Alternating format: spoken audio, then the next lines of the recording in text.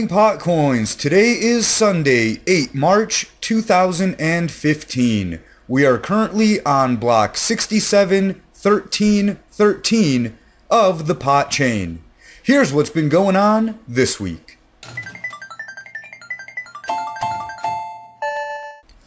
PotCoin 3.0 has been a hot topic on the subreddit lately. It's the transition to becoming the first completely community-owned, decentralized autonomous organization. And that's no easy task, especially since it's never been done before and there is no working model to base it on. The full transition will take many months, possibly a few years. The community will have ownership over all PotCoin social media accounts with shared administration. There will be a pool of funds that will be managed by the community, and its primary purpose is to pay for servers and services.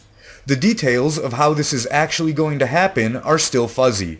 The devs are putting out as much information as they can, but they're taking a cautious approach, trying to be careful not to promise impossible things, and instead making believable statements like, "This could take a while."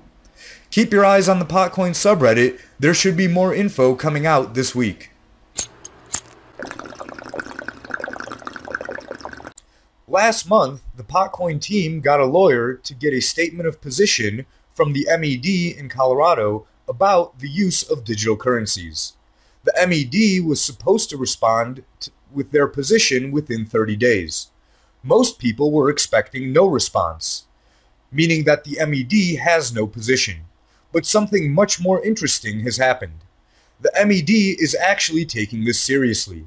They've asked for more time to make their decision and to meet with either someone from the PotCoin team or their lawyer, Rachel Gillette. So this coming Wednesday, the 11th, Rachel will be meeting with the MED to clarify some things about digital currencies. The result will be a part of the history of digital currencies and legalization of marijuana, not just for PotCoin, but all cryptocurrencies in general. The MED will take an additional 3 weeks after the meeting to present their statement. The most impressive part of all of this to me is that they have not just blindly said no or refused to give a position. So far, it seems very promising. I'll be sitting on the edge of my seat till we hear back from the MED.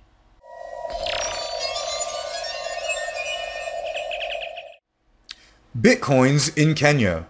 While Bitcoins are generally a first world geek hobby, the transition is happening to bring this reliable international currency to the developing world.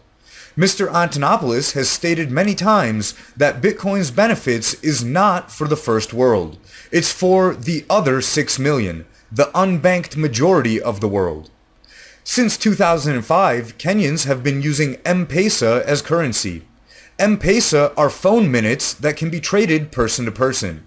It's a completely digital currency that only exists through text messages on cell phones.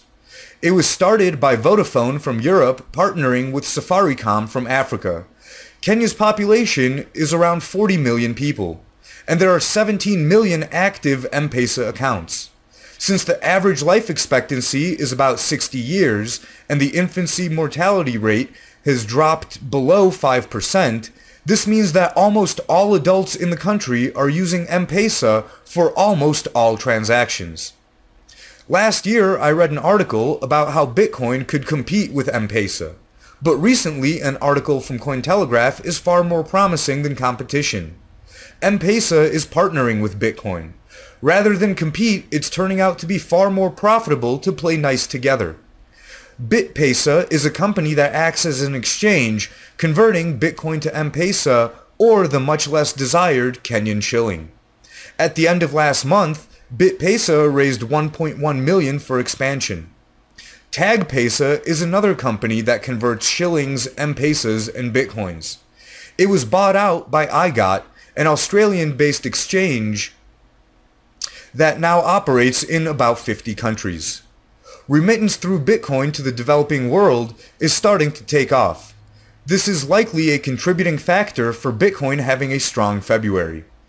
As these services grow, so will the network effect of Bitcoin, making the entire Bitcoin network that much more valuable.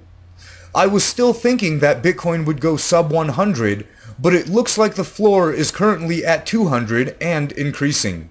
This year is already turning out to be better for Bitcoin than last year. Sure, the price is much lower than it was a year ago today, but it's going up, as opposed to last year that saw continuous losses. That's it for this edition of Mad PotCoins. Smoke 'em if you got 'em.